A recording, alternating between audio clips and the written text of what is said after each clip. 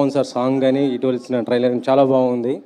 కానీ సినిమా కొద్దిగా రాంగ్ టైంలో రిలీజ్ చేస్తున్నట్టు అనిపిస్తుంది. ఎందుకంటే ఇప్పుడు రెండు తెలుగు రాష్ట్రాల్లో ఎగ్జామ్స్ జరుగుతున్నాయి, ఇటు పొలిటికల్ హీట్గా పెరిగిపోయింది కదా. ఈ టైంలో ఇంత మంచి సినిమాని రిలీజ్ చేయటం అంటే మీకు కొంత ఇబ్బంది అనుకుంటా. అంటే నాకు తెలిసి ఎగ్జామ్స్ అయిపోయినాయి, ఇంటర్మీడియట్ ఎగ్జామ్స్ అయిపోయినాయి, 10th కూడా అయిపోతున్నాయి. లేదు, నిన్నటిని స్టార్ట్ అయ్యాయి. అవును, అదే అంటున్నానండి. నాకు తెలిసి 29th లోపు అయితే ఎగ్జామ్స్ అన్ని అయిపోతున్నాయి, లేకపోతే 30th 31st అవుతున్నాయి. Summer first cinema, good Friday holiday, political fever అంటే May 13 దాకా ఎలక్షన్స్ కొంచెం పుష్ అయింది కదండి. ఎక్స్పెక్ట్ చేసింది మిడ్ ఏప్రిల్ అనుకున్నాం, అది కొంచెం May 13 దాకా పుష్ అయింది కాబట్టి కొంచెం సమ్మర్ ఫస్ట్ సినిమాకి ఎప్పుడో అడ్వాంటేజ్ ఉంటుందని అలా ప్లాన్ చేసామండి. Okay okay. ఈ బ్యాక్గ్రౌండ్ మ్యూజిక్ చూస్తుంటే అంటే ఫస్ట్ మీరు తమన్ గారు కదా అనుకున్నది, ఇప్పుడు భీమ్స్ గారిని మార్చారండి. తమన్ కొంచెం స్కెడ్యూల్స్ అవైలబిలిటీలో టైట్ ఉందని చెప్పి అందుకని మీరు అన్నట్టు రిలీజ్ డేట్ అనేసుకున్నాం కదా, March 29 సమ్మర్ ఫస్ట్ సినిమాకి రావాలని. సో అందుకని మళ్ళీ తమన్ కొంచెం బిజీగా ఉన్నారని చెప్పి ఆ స్కెడ్యూల్ సెట్ అవ్వక భీమ్స్కి మారాం. Okay okay. టిల్లీ స్క్వేర్ తర్వాత టిల్లీ క్యూబ్ రాబోతుందా మరి? వెయిట్ చేద్దాం. సిద్ధు గారు ఇక్కడ హాయ్ సార్, కుమార్ టీవీ5. హాయ్నా. అంటే క్యారెక్టర్ డ్రివెన్ ఫిల్మ్స్ రాయటం అనేది ఒక ఛాలెంజ్. ఒక ఎక్స్పెక్టేషన్స్ రీచ్ అయిన తర్వాత మళ్ళీ దాన్ని బీట్ చేసే క్యారెక్టరైజేషన్ అదే క్యారెక్టరైజేషన్లో ఉంటుంది, కానీ కొత్తగా చూపించాలి. ఇది ఎంత ఛాలెంజింగ్ అనిపించింది అంటే టిల్లీ స్క్వేర్కి? అంటే క్వైట్ ఛాలెంజింగ్ అండి, because first time part one కాదు, ఒరిజినల్ రాసినప్పుడు మేము చాలా ఫ్రీ ఫ్లోయింగ్గా రాసాం అది. అండ్ తీసేటప్పుడు కూడా చాలా ఫ్రీగా తీసాం, ప్రెషర్ లేదు, ఎక్స్పెక్టేషన్ ఏం లేదు. దాన్ని ఫస్ట్ మేము టైటిల్ కూడా సినిమాకి మీకు గుర్తుందో లేదో, నరుడు బ్రతుకు నటన అనేది ఒరిజినల్ టైటిల్ ఆ సినిమాకి. తర్వాత డీజేటీలో చేంజ్ చేయడం జరిగింది.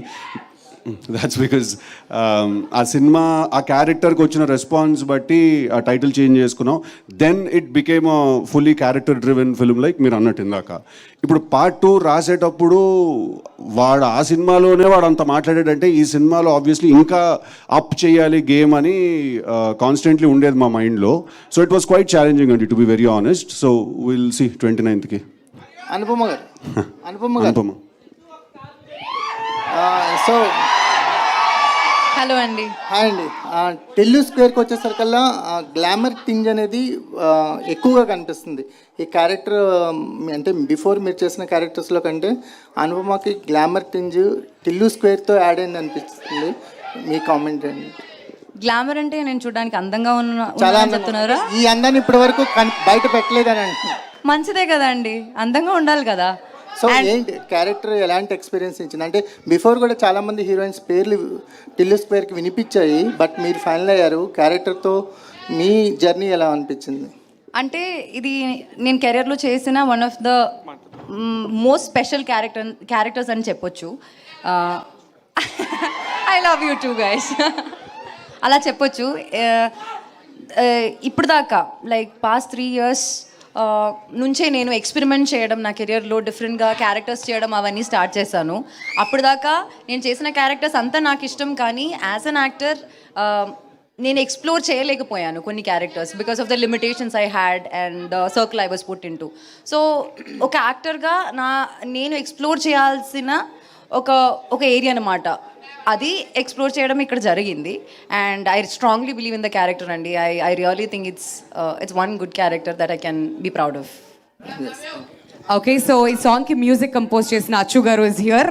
Welcome to you Achu garu. And ya, మీ క్వశ్చన్ అండి. యా, ఎప్పటి నుంచి మీరు మిమ్మల్ని ఇలా ఎక్స్ప్లోర్ చేసుకోవాలని చెప్పి డిసైడ్ చేశారండి? ఎక్స్ప్లోర్ అంటే యాజ్ అన్ యాక్టర్ ఫస్ట్ నుంచి ఉందండి, కానీ నేను చేస్తున్న సినిమాలు గర్ల్ నెక్స్ట్ డోర్గా ప్రతి సినిమాలో ఒకే క్యారెక్టర్ చేసి నేను కొంచెం బోర్ అయ్యానండి మధ్యలో. తర్వాత లాక్డౌన్ టైంలో నేను చాలా వరల్డ్ సినిమా ఎక్స్ప్లోర్ చేశాను. మధ్యలో నేను యాజ్ అన్ యాక్టర్ నేను ఏం చేయాలని అనుకున్నానని రియలైజేషన్ వచ్చింది. సో పర్ఫార్మెన్స్కి స్కోప్ ఉన్న క్యారెక్టర్సే నేను ఇప్పుడు చేస్తున్నాను. జస్ట్ ఫర్ హీరోయిన్ ఆ పేరు కోసం నేను ఒక సినిమా అయితే కమిట్ చేయను. అందరూ అనుకుంటున్నారు సిద్ధు వల్లే అనుపమ ఇలా మారిపోయింది, సిద్ధునే చేంజ్ చేశాడు మొత్తం అనుకున్నాను. మంచిదే కదా అండి, మీరు గ్లామరస్ అంటున్నారు, అంత బ్యూటిఫుల్ అంటున్నారు, మంచిదే కదా. థ్యాంక్స్ సిద్ధు. మల్లిక్రామ్ గారు, యాక్చువల్లీ ఒక సినిమా ఏదన్నా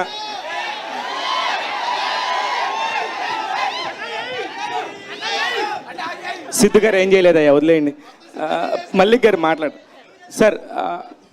ఒక సినిమా ఏదన్నా కనుక ఒక సినిమా ముందు వస్తే చాలా ప్రెజర్ ఉంటుంది సార్. అట్లాంటిది అసలు ఏ ఎక్స్పెక్టేషన్స్ లేకుండా వచ్చిన డీజెటీలు ప్రపంచం అందరూ కూడా ఇప్పటికీ ఆడుతున్నారు, పాడుతున్నారు. దాని కంటిన్యూషను మీరు ఫస్ట్ దానికి మీరు డైరెక్షన్ కాకుండా సెకండ్ మీరు చేస్తున్నప్పుడు చాలా ప్రెషర్ బిల్డ్ అవుతుంది. దాన్ని ఎలా మెయింటైన్ చేస్తున్నారు సార్?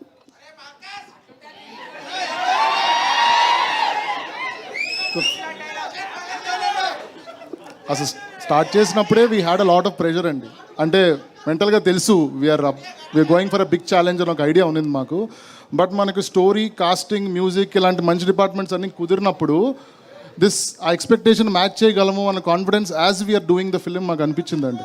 సో ఇది కూడా వీ ఫెల్ట్ దట్ ఆఫ్టర్ ఇప్పుడంతా షూట్ చేసేసి అంతా చూసిన తర్వాత we feel like we've done 100% justice to the story and this is a good sequel to DJ Tillu. Siddhu garu sir, ఏ సినిమాకైనా కూడా ఇప్పుడు ప్రమోషన్ పాయింట్ ఆఫ్ వ్యూలో ఒక 1 month నుంచి ముందు నుంచి చేయాలి, 1.5 month ముందు నుంచి చేయాలి అనేది ఒక పారామీటర్ రన్ అవుతుంది ఇండస్ట్రీలో. కానీ టిల్లు స్క్వేర్ టైంకి వచ్చేసరికి చాలా ముందు నుంచి కూడా ఒక్కొక్కటి గ్లిమ్స్ లాగా వదులుకుంటా జనాల్లో అందరిని అలా పట్టేసేలా చేశారు. దానికి ముందు నుంచి ఒక ప్లాన్ ఏమైనా ప్రిపేర్ చేసుకున్నారు ఇట్లానే చేయాలని, లేకపోతే దీనికోసం ఏంటిది?